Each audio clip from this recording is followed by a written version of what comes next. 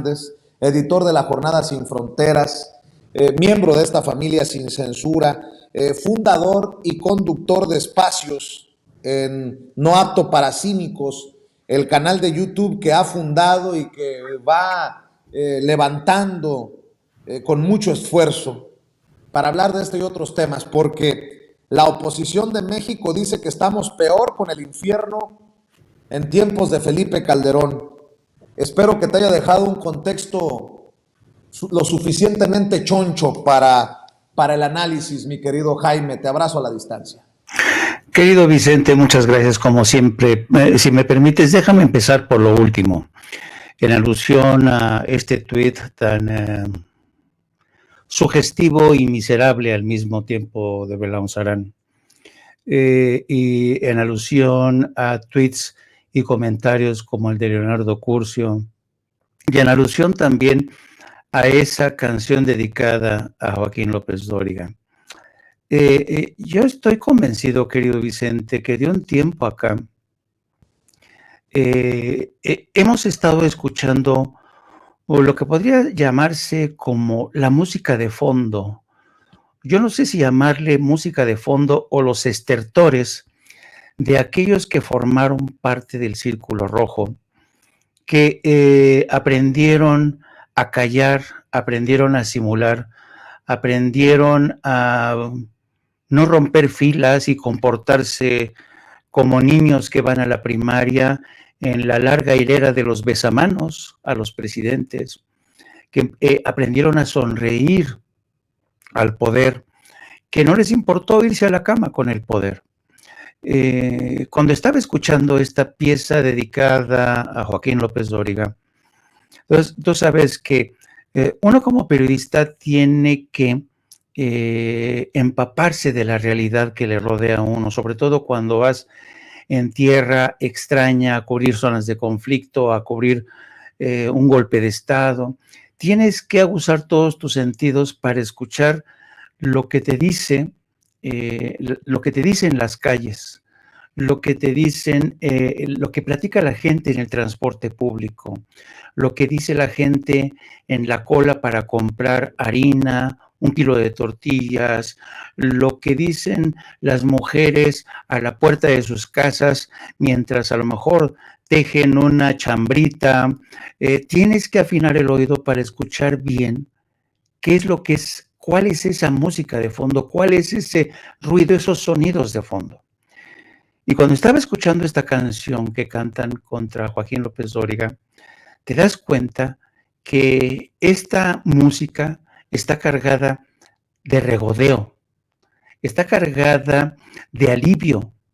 Estos comentarios de la gente, la participación de la gente en las redes sociales con memes, con chistes, te hablan de esta capacidad, infinita capacidad de los mexicanos para saber sobrellevar los malos momentos, pero también para pasar factura contra aquellos que traicionaron al pueblo, que abusaron del poder o abusaron se convirtieron en aliados del poder que abusó de la mayoría, que exprimió a la mayoría.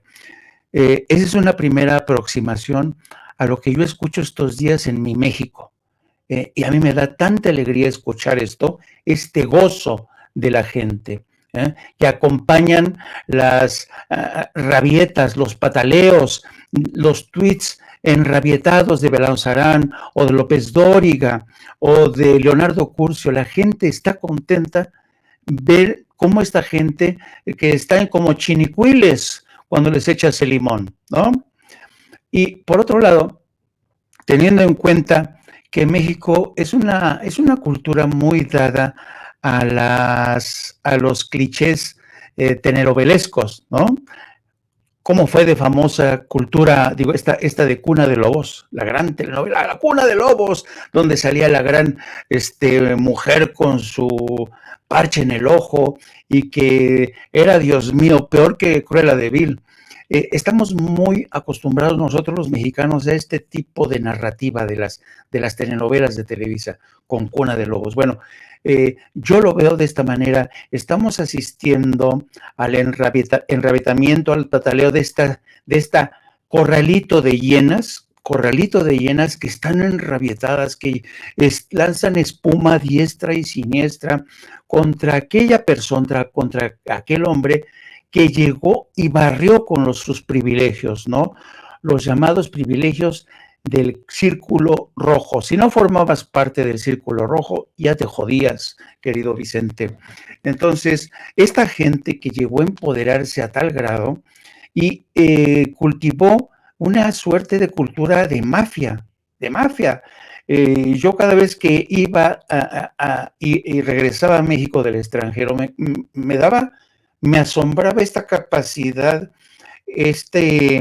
la habilidad cuasi refractaria de algunos periodistas que yo creí que eran independientes, honestos, a juntarse con corruptos, ¿no? Y la forma en cómo disfrutaban corromperse al mismo tiempo, y fueron generando una cultura de mafias en la que tú les preguntabas a los que les tenías más confianza, oye, pero tú defiendes a este personaje que ha hecho esto y esto. Ah, no, pero sí, pero lo tienen bien considerado en Palacio Nacional. Ah, no, sí, pero tiene su propia columna. Es realmente interesante, ¿no? Fascinante. Pero todo esto que ha sido un caldo espeso que se fue, ¿sabes? Se fue condensando, haciéndose cada vez más denso y que viene desde la época de Vicente Fox, Felipe Calderón, Carlos Salinas de Gortari, con el cinismo, ¿no? Yendo de extremo a extremo.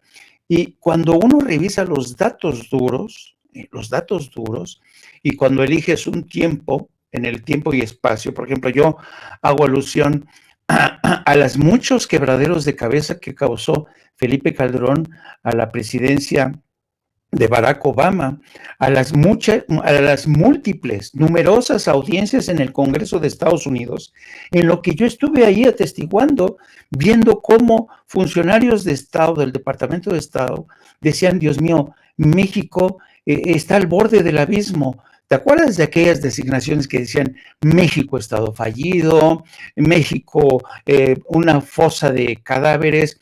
Y enfurecía a Felipe Calderón, ¿no?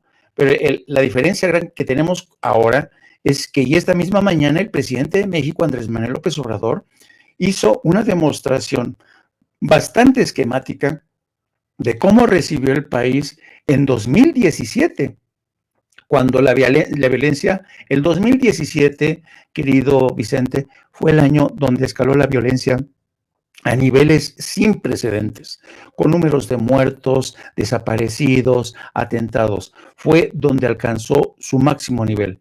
De ahí lo tomó el presidente López Obrador y con mucho trabajo, con mucho esfuerzo, ha venido bajando poco a poco, a pesar de las opiniones en contra, de las muchas críticas. Es una realidad, son datos duros. Pero mira, yo nada más te quiero transmitir parte de los contenidos de algunas audiencias en las que yo estuve cubriendo. Mira, por ejemplo, esta es una audiencia de Roberta Jacobson, que antes de ser embajadora en México, ella fue subsecretaria de Estado para todo el hemisferio. Entonces, fíjate lo que dice en una audiencia del mes de abril del 2014. La violencia es mucho más elevada de lo que nos gustaría ver y sin duda de lo que le gustaría ver al gobierno de México, ¿no? Entonces, y Roberta Jacobson, cada vez que le preguntaban sobre la violencia en México, ella decía, es que estamos hartos de ser el bombero que va a sofocar los fuegos de México. Fíjate, en junio del 2011, el que era el director del FBI, Robert Mueller, dice, comillas, la situación permanece fuera de control en algunos puntos de México, pero todos tenemos esperanza de que en el transcurso del camino veremos una reducción de la violencia, dijo Mueller. Esto último en tono diplomático. Pues nunca. La violencia, está hablando del 2011, escaló todavía aún más hasta el 2017, que es cuando se lo entregaron al presidente de México. Entonces yo me pregunto, ¿dónde está la memoria de esos periodistas que ellos estuvieron ahí, formaron parte de un pacto del silencio para no causarle mayores molestias a Felipe Calderón? ¿Y ahora qué? ¿Ahora qué nos estamos enfrentando? ¿A golpes de Estado? ¿A violencia inusitada? Como dice Alito Moreno, como dice el señor Cabeza de Vaca.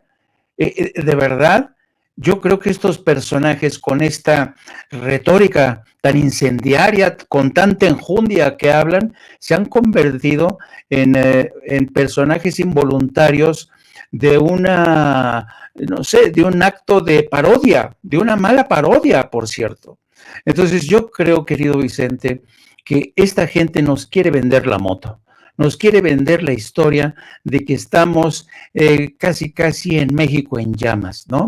Y que sálvese quien salve, sálvese quien se salve, y como decía el viejo Tintán, que cada quien agarre su veladora. Pero yo no se las compro, no se las compro porque sé la capacidad de truanes, sé la calidad de estos personajes que no tienen, para decirlo pronto. Dilo, no tienen madre. Exactamente, no tienen madre, no tienen vergüenza y además asumen con este tono, sabes, tan de insufrible como condescendencia como Leonardo Curcio, tratando de justificar lo injustificable, insultando a quien es ya la secretaria de Educación Pública de México. Y yo aquí sí, aunque lo diga el presidente, yo lo entiendo, que él defiende la libertad de expresión, pero yo francamente no me gusta ver estos tipos de personajes que insultan así sin despeinarse a quien ya es la secretaria de Educación y la tratan de una forma tan vergonzosa que yo creo que el presidente tiene que entender, yo lo entiendo a él, pero tiene que entender también la sensibilidad de mucha gente que ya no aguanta a estas personas, que está harta de estas llenas que están en este corral, rumiando su fracaso y rezando todos los días para que regrese el ancien régimen. Nada más para que nos quede claro el nivel, no quiero sonar exagerado, y si me sientes exagerado, mi querido maestro Jaime Hernández, jálame las orejas y dame tu opinión.